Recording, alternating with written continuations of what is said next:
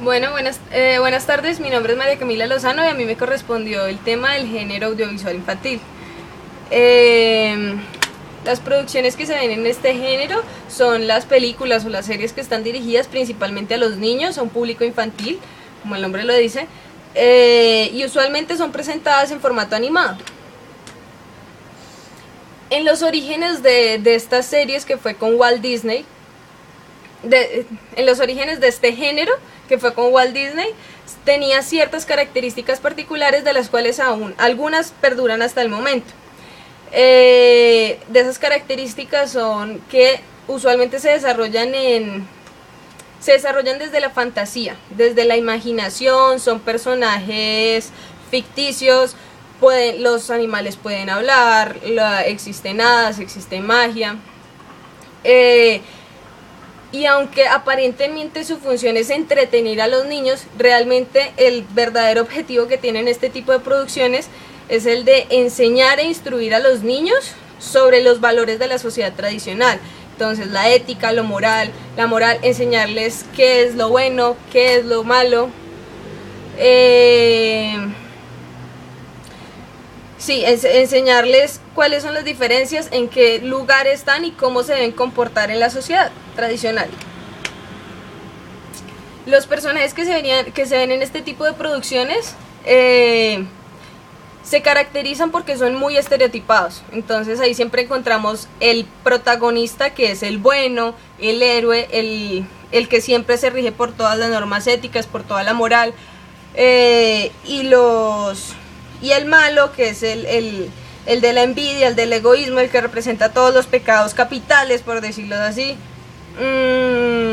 y representa el mal.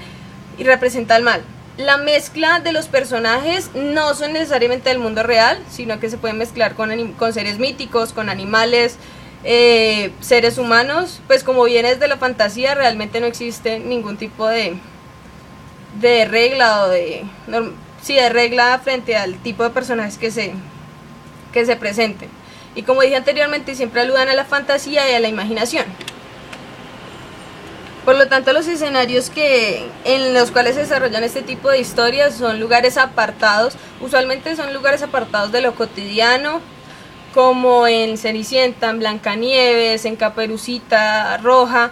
Siempre se desarrollan bosques, en castillos, en la edad medieval, y esto se da principalmente porque la mayoría de las producciones infantiles son adaptaciones literarias de la época medieval, de los cuentos de la época medieval.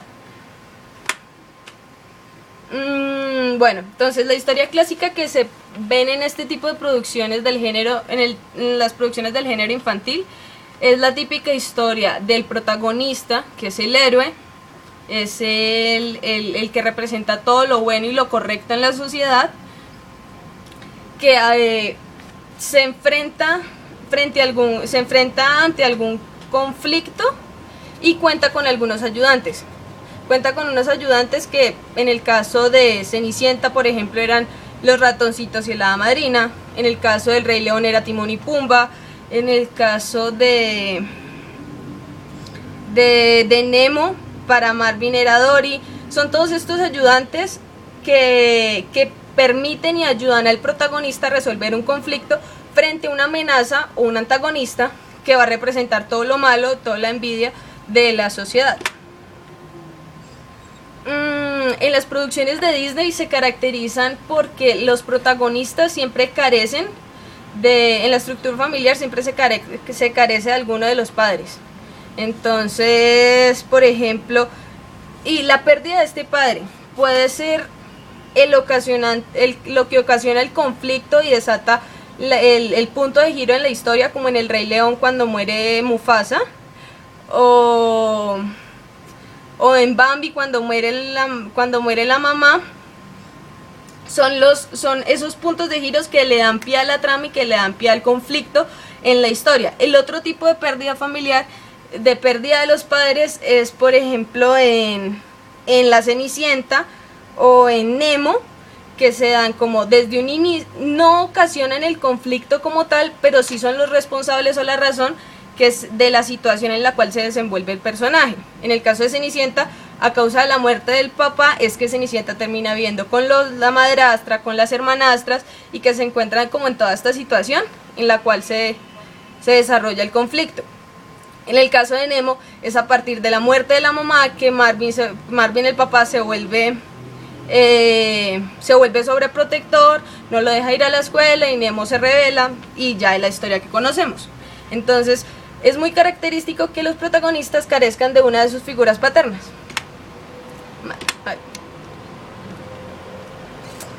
Otra característica es que casi todas las historias, el amor es el eje central de todas las historias.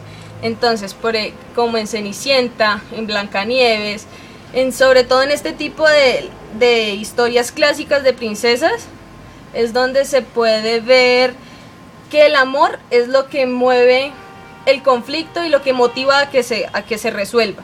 Siempre es la princesa esperando a la llegada de su príncipe azul y conseguir que el amor que ella siente sea correspondido. Actualmente, o sea, superando toda la etapa de las películas clásicas de Disney y las series de princesas, las películas y series que se han producido últimamente se desarrollan ya en situaciones mucho más cotidianas. Los escenarios ya no son un bosque encantado, un castillo encantado como en La Bella Durmiente, ni con brujas ni con hadas, sino que se pueden desarrollar en Madagascar, que es un lugar que realmente existe, o como en la Era del Hielo, que se puede representar ese lugar físicamente como el Polo Norte, o en Nemo, un océano. No son lugares son lugares que existen en la realidad, más no que tienen acceso directo, pues como por ejemplo el océano de Nemo. Entonces esa es una de las características de las producciones actuales en el género audiovisual infantil. Bueno, este tipo de producciones tienen se caracterizan también por tener como dos niveles de comprensión. Uno es el nivel denotativo, pues que es como toda la parte de la trama y la historia como sucede. Es decir, la princesa que espera al príncipe azul en el castillo, o que es ayudada por un hada, que tiene dos amigos ratoncitos, la trama como tal de la historia. Y el otro es el nivel connotativo, que ya es como todo el trasfondo que tienen las historias. Entonces eso puede ser interpretado a partir de la edad, del estatus social, del fin con el que uno esté viendo el audiovisual. Y por ejemplo, no es lo mismo lo que va a ver un niño de 5 años viendo La Cenicienta, o viendo El Rey León, donde como dije anteriormente se le está simplemente mostrando y enseñando los valores tradicionales, diciéndole qué es lo bueno, qué es lo malo, cómo se debe actuar correctamente en sociedad, a la visión que puede tener un padre de familia que esté viendo la misma producción, y así pues así sucesivamente. Las producciones infantiles, como lo he venido mencionando, representan los valores tradicionales o los valores de la sociedad, pues los reflejan. Entonces, por eso como a finales de los 80 se puede ver cómo la trama de las historias clásicas se empiezan a ver un poco transformadas precisamente por el contexto en el que se están desenvolviendo. Siempre se va a ver un reflejo de los valores culturales de la época en las producciones infantiles. Entonces en los 80 nos encontramos con personajes como Mulan o como Ariel en La Sirenita, que son ya no es la mujer o la princesa que se queda esperando en el castillo a la llegada de su príncipe azul, sino que ya son mujeres rebeldes dentro de la sociedad. Mulan se revela a toda la sociedad tradicional china, se convierte en soldado, va en contra de toda la cultura. Y lo mismo la Sirenita se revela a una sociedad patriarcal, o sea, se revela al rey Tritón. Entonces, como que se ven ciertos visos de la cultura de la época, cómo se estaba viendo, pues cómo influía toda esta cultura feminista dentro de las producciones, hasta las producciones infantiles. Aunque a pesar de tener este toque rebelde, este tono rebelde de estos dos personajes, al final de la producción se termina viendo como la sirenita se revela Ariel se revela de la opresión del padre, pero se revela de la opresión del padre con el fin de encontrar a un hombre, con el fin de encontrar a su amor, con el fin siempre de llegar siempre con el fin de encontrar a un hombre. Y lo mismo con Mulan, o sea, al final terminan aceptando su rol dentro de la sociedad y el rol de las mujeres que Disney siempre ha puesto a la mujer. Sí, en el rol que Disney siempre ha puesto a la mujer. Entonces, a lo largo de la historia encontramos dos grandes corrientes dentro del género audiovisual.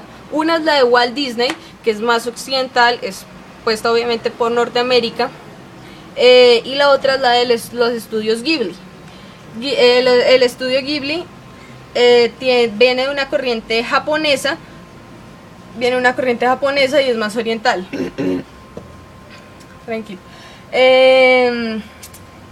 Y que bueno, entonces las producciones de Disney representan